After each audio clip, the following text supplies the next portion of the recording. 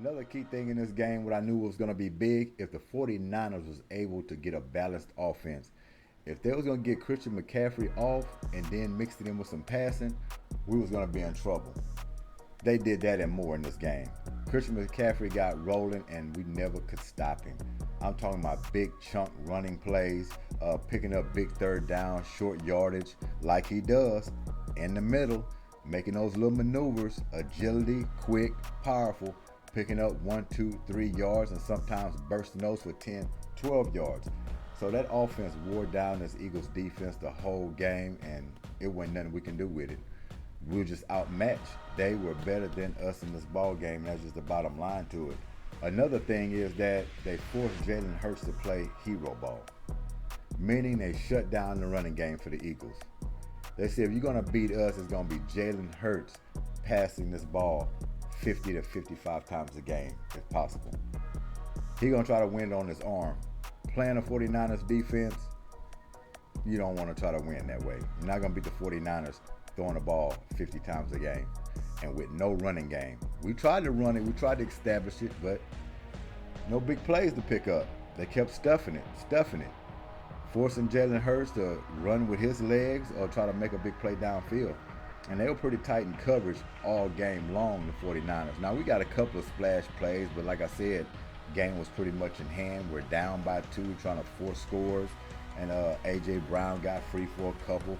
Then you had Devontae Smith get free on a few of them, but not enough to sustain anything or try to stay in this game. So, hey, they were just outmatched. My hat's off to the 49ers. They came ready to play, and they showed that. Now, when we match up again in the playoffs, that's going to be for the marbles. That's when the stakes are high, whether you're going home or you're going to be advanced and moving on trying to win the Super Bowl. So, Deebo Samuel, you did most of the talking. Talking about Bradbury is trash. You backed that up. You came out and you was explosive big plays. Not all the way down the field catches. I mean, these little shallow screen plays, little hitches. You taking them for the distance. The man is powerful. The man got hands, and he's like a linebacker out there playing wide receiver. Now, I was hoping we can, bog him down, keep him under control a little bit throughout this game.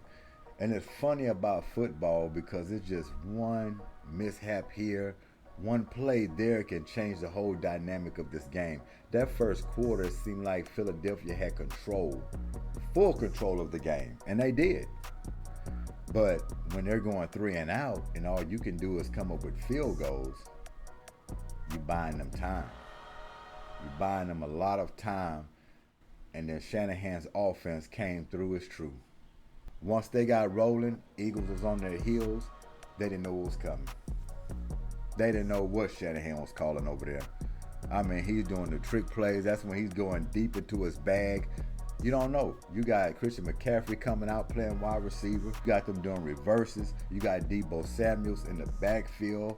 You know what I'm saying? Motioning left, motioning right, looping around. Don't know where he's going to be at. And they hitting you for a big one down the field. Their wide receivers came up big in this game.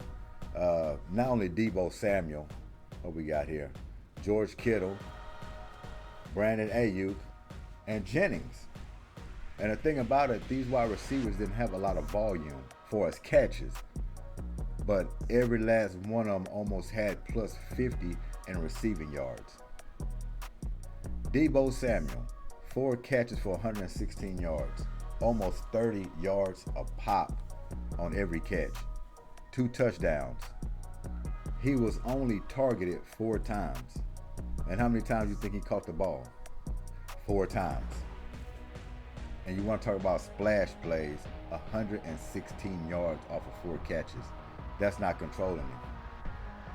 George Kittle, 4 catches, 68 yards, 17 on average.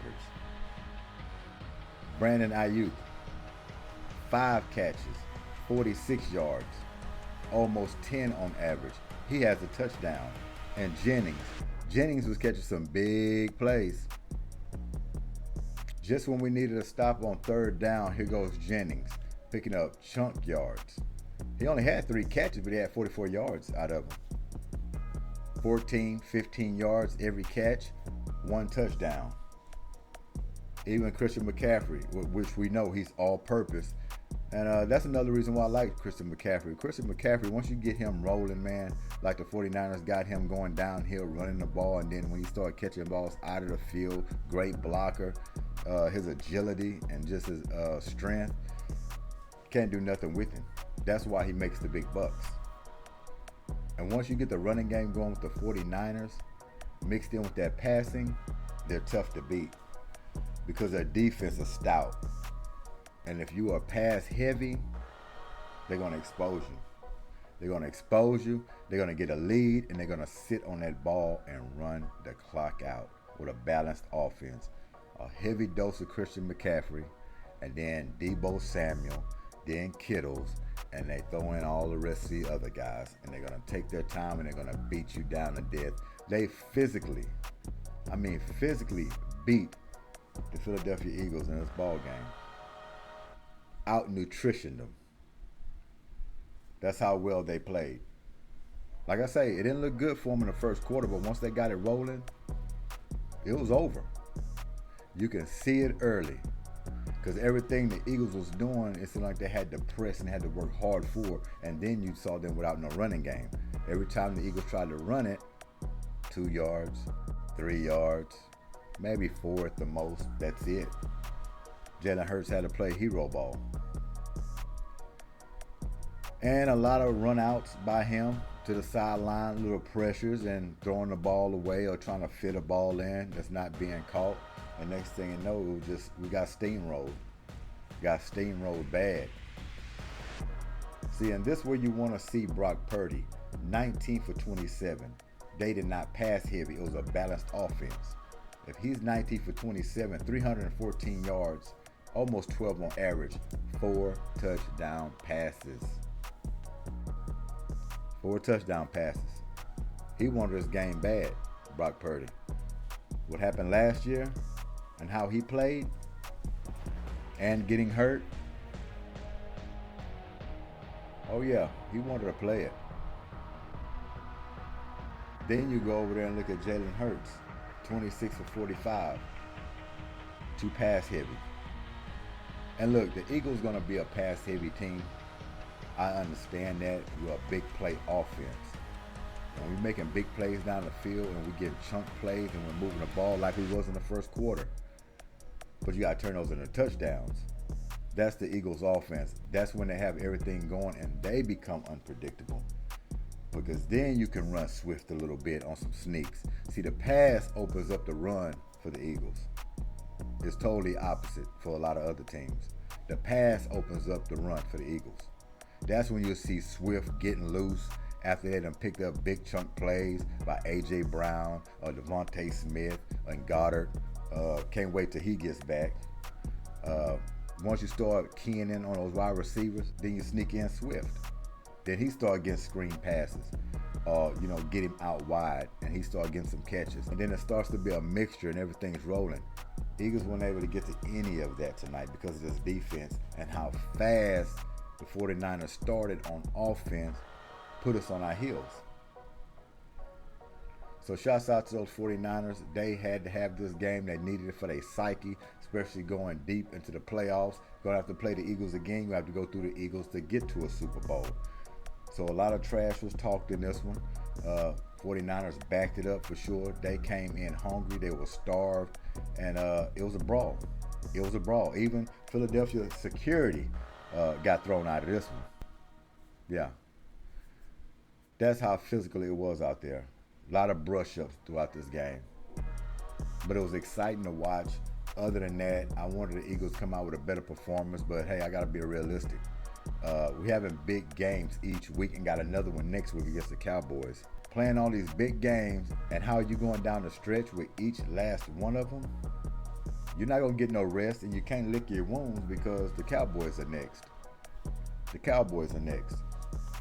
So, like I say, 49ers, shout out to y'all. Good game. I'm a good sportsman. I can say y'all had a hell of a game, even though it's a rival. I just like great games like that y'all was the better team, I could tip my hat to you. But when it comes down to when it counts and in the playoffs and when it starts to go for the Super Bowl and advancing, then we got a different story. We got a different story. But bottom line of it, we can't win them all. The Eagles was 10-1. They're 10-2 now.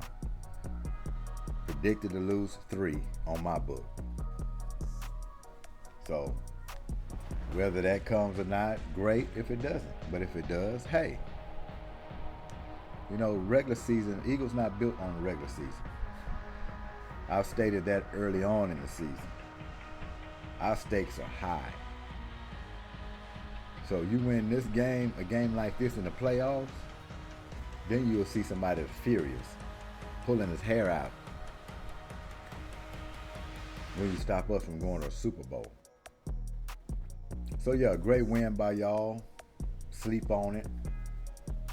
It could be different next time. But good game. Good game. Is overtime over with? I think it is. So let's talk about these Houston Texans.